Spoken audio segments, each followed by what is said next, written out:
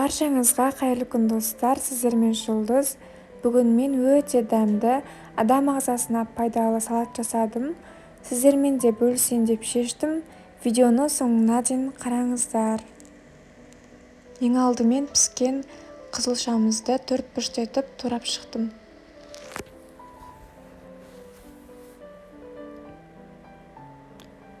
Алманы да дәл солай төрт-бұрыштетіп турап шығамыз.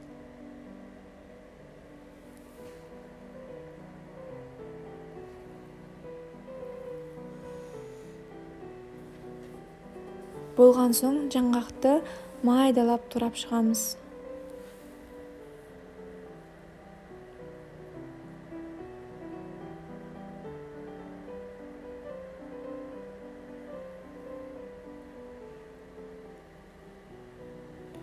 Мейізді де турап шықтым. Мендегі мейіздер үлкен болған соң екі бөліп шықтым.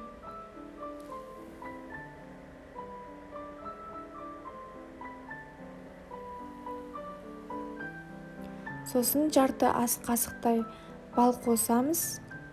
Балдың орнына йогурт қоссаңыздар да болады. Жақсылап араластырып шықтым. Сосын бетіне жаңғақты майдалап сеуіп шықтым. Салатымыз дайын болды. Өте дәмді шықты. Сіздерге де жасап көруге кеңес беремін. Сіздерге пайдалы болды деп ойлаймын. Менің каналыма тіркеліп, лайк басып қойуды ұмытпаңыздар.